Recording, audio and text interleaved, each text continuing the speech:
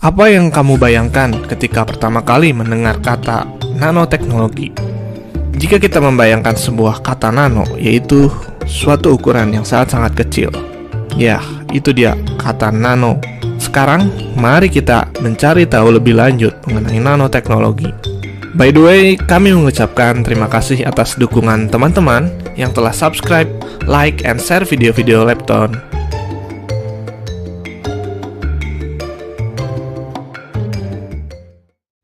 Nanoteknologi umumnya dideskripsikan sebagai sains yang berhubungan dengan kontrol materi pada skala atom dan molekul.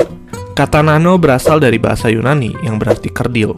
Ukuran 1 nanometer adalah 1/1.000.000 meter, yang sekitar 100.000 kali lebih kecil dari lebar rambut manusia.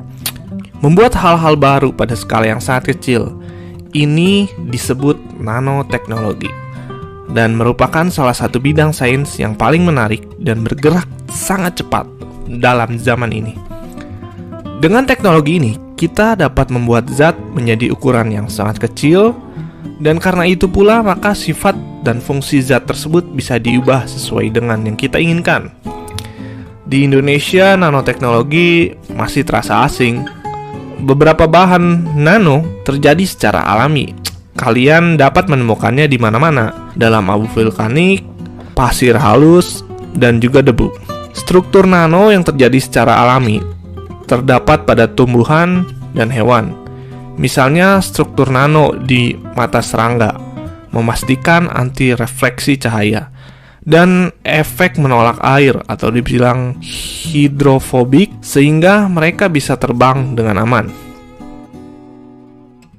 Nanoteknologi sendiri pertama kali dideskripsikan oleh Richard Feynman pada kuliah yang berjudul There is Plenty of Room at the Bottom, atau ada banyak ruang di bawah.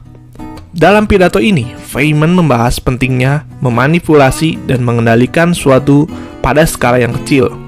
Dia menggambarkan bagaimana fenomena fisik mengubah manifestasinya bergantung pada skala atom.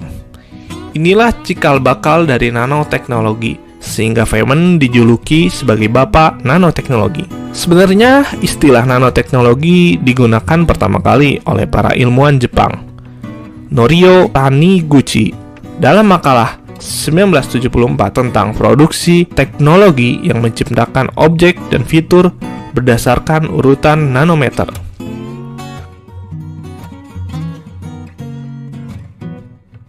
Untuk melihat suatu atom tentu bukan hal yang mudah, dan melakukan rekayasa tentunya diperlukan peralatan yang canggih dan super sensitif.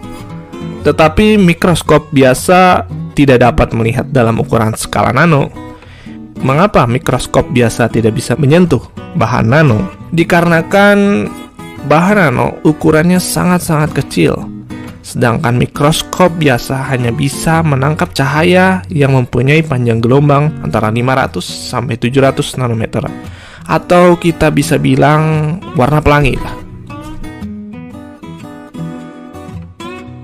Banyak bahan aplikasi bahan nanoteknologi mulai diterapkan di industri dan pasar.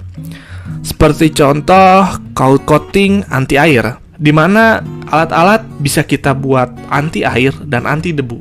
Ini sebuah bahan terobosan dari sebuah nanoteknologi, di mana atom air tidak bisa dapat menembus lapisan yang telah di-coating dengan bahan anti air dan anti debu. Dikarenakan bahan anti air dan anti debu memiliki atom-atom yang sangat kecil dan berpegangan erat sangat rapat, sehingga molekul air tidak bisa meresap masuk dan menembus bahan tersebut.